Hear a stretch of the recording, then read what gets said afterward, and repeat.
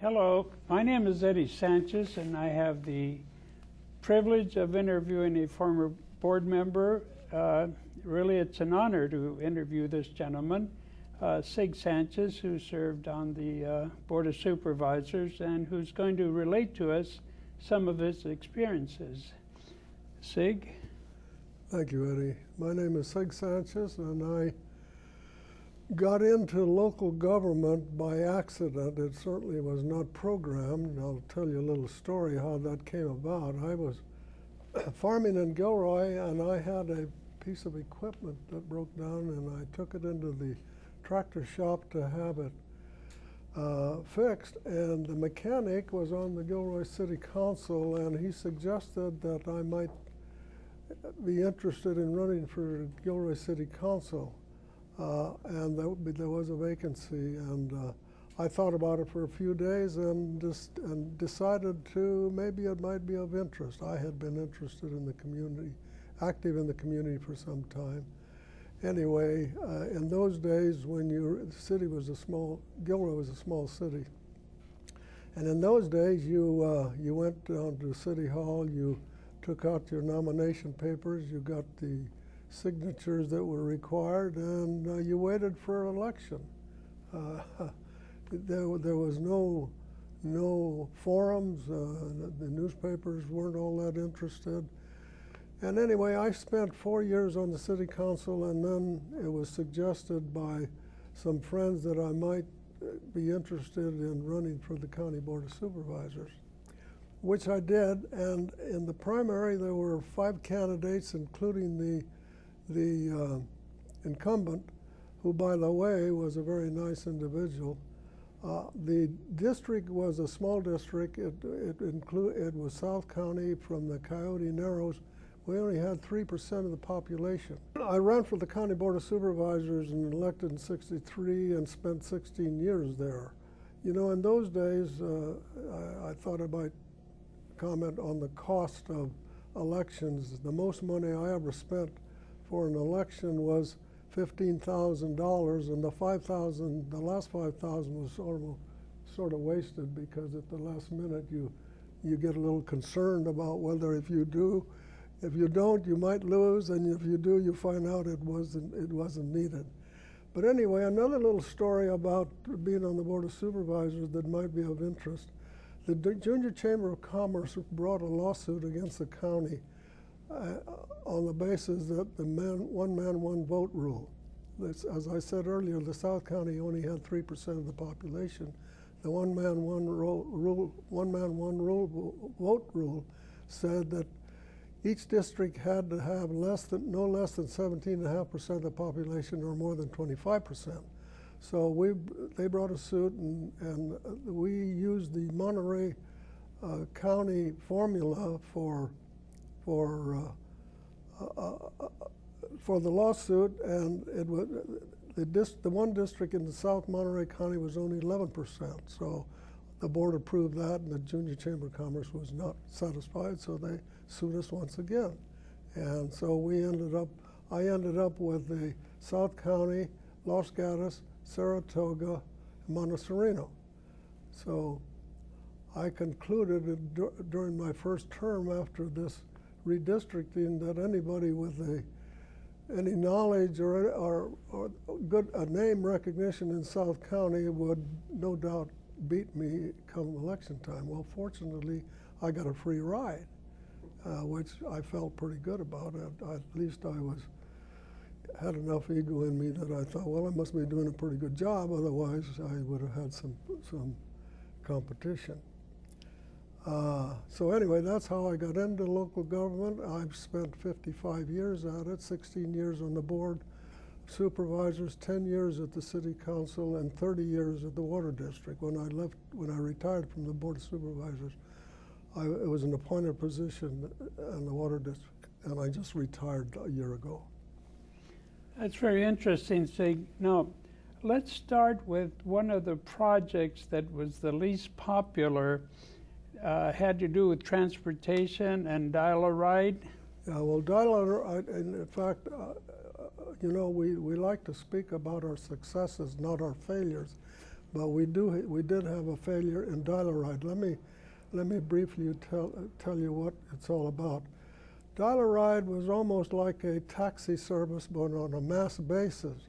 What we did, we set up a telephone conference where people would call in and indicate they needed a ride, and they would be scheduled at a certain time. They'd be picked up and taken to their destination. Well, it was supposed to be a pilot project, but politically, every board member wanted the pilot to be in their particular district. Well, it's pretty obvious. So, you know, politically, the board decided we're going to do it countywide. We weren't going to go through the pilot procedure. Well, obviously, it was just a total failure, and we spent many, many dollars in that experiment. Good. Now, let's talk about the highways and byways that were issues. Yes. You know, I don't know to what extent people remember what we used to call Blood Alley, which was the Monterey Highway from South County to San Jose and north. It always amazes me, and I wondered who the engineer was that designed 3-lane highway, and the middle lane was the passing lane. Can you imagine what was happening? So anyway, we were having many, many accidents there, and so we went to the state and suggested that, and over the years there'd been discussion about 101 bypass, and I became very interested and sort of led the charge as far as the Board of Supervisors is concerned. Let me say that any accomplishments over the years that I was on the board, I want people to understand that no one person gets things done on their own. You have to have the cooperation of your colleagues. Anyway, the state designed the South County, the 101 freeways, and purchased the rights of ways, and then we got into a period of when the Eisenhower administration embarked on the interstate system. So all the local monies, the California's monies, transportation monies, were going into the interstate systems. And this freeway was not a part of the interstate system. Anyway, they designed it, they purchased the rights of way, and nothing was being done. So we continually went to highway commission meetings. That's what they used to call them in those days.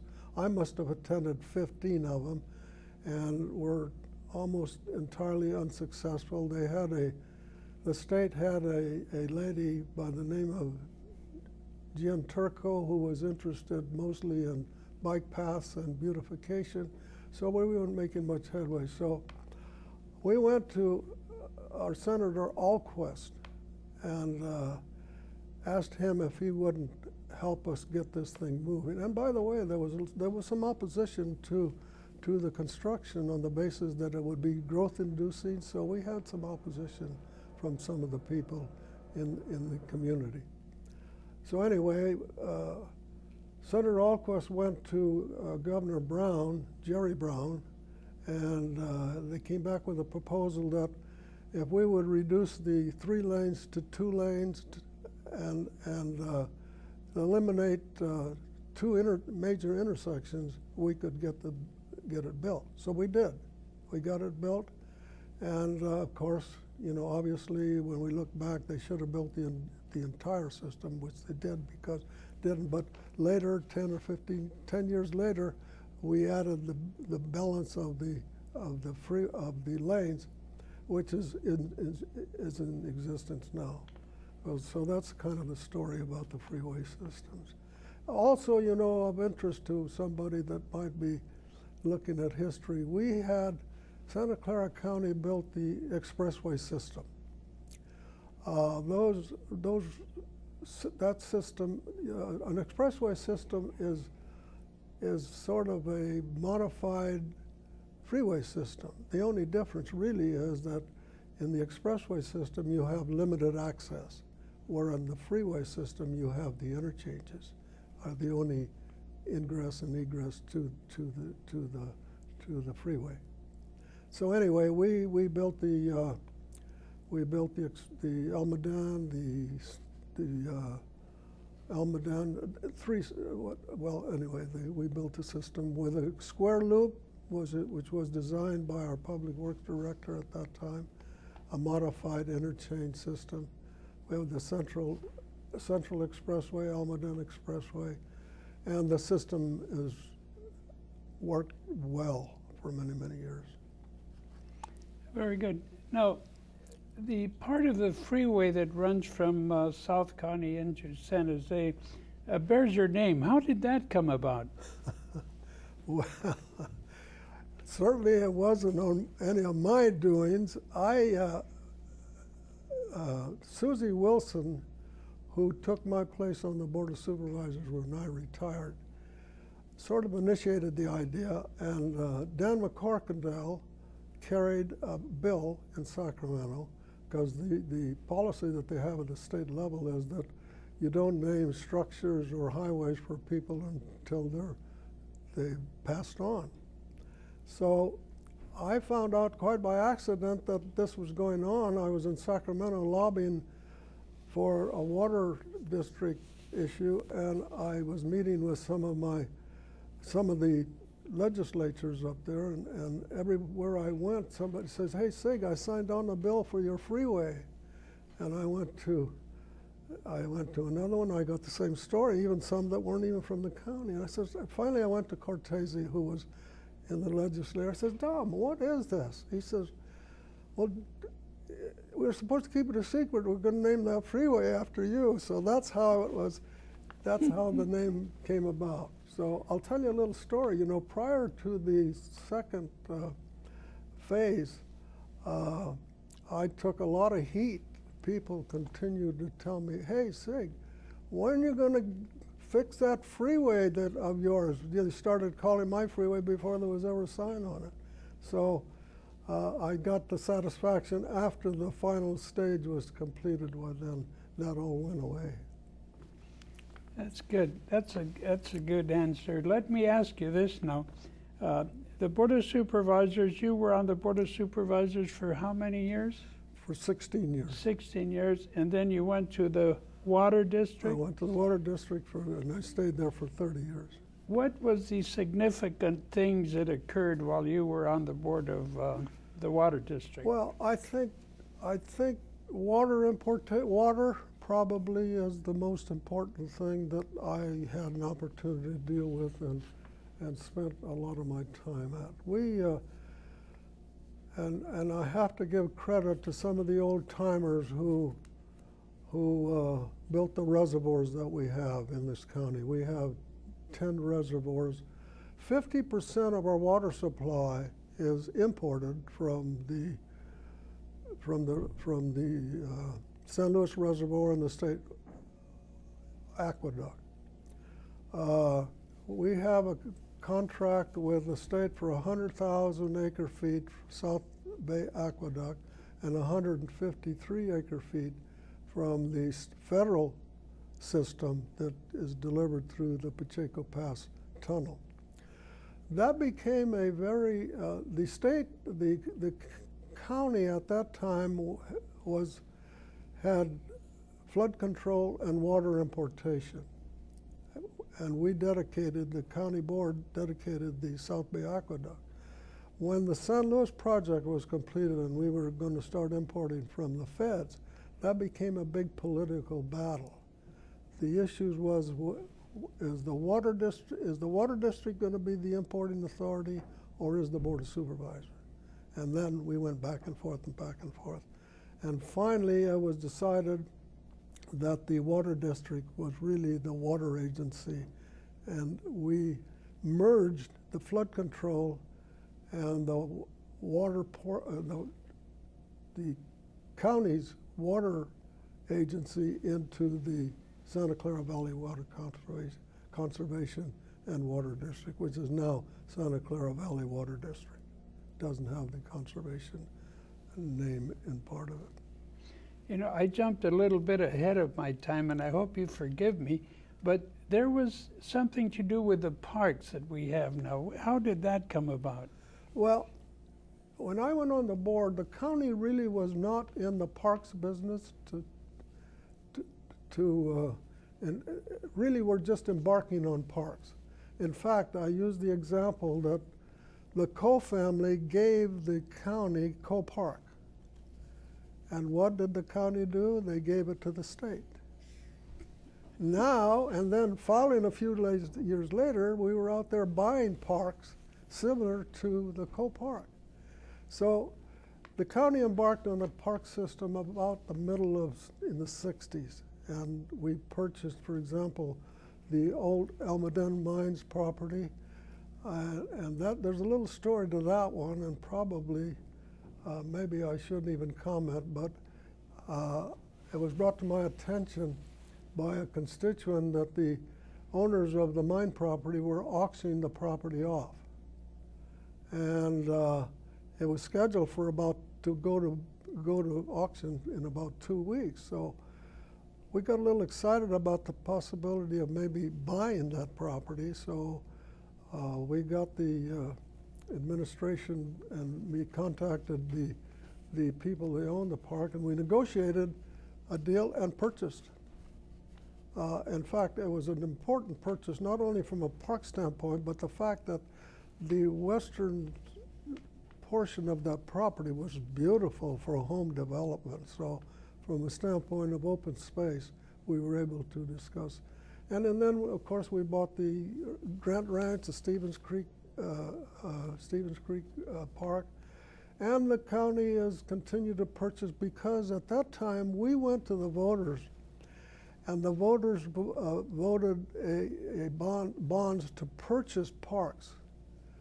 And not only was it just for a one-time program, even today there's a portion of the tax bill that goes to parks for development. Primarily at that time it was for purchase, and some money's going into development and operations. So even today, in fact, just a few years ago, the County Board of Supervisors bought the property in South County that ties into the Coyote Reservoir. Also, there's of interest to the public, I think, is that the County Board of Supervisors have an arrangement with the Water District where the Water District leases to the county for $1 a year the use of the reservoirs in the Water District, and the county operates the boating and picnic and so forth. So it's an excellent arrangement. Very good. I want to thank you for your time, Sig. You've been an outstanding member of the community, and I'm sure you're enjoying being retired now and watching cartoons, as you once said you were going to do. When I retired, people asked me what I was going to do, and I said, well, I'm going to expand my TV service and get a channel with cartoons. Anyway, Eddie, thank you very much for doing this.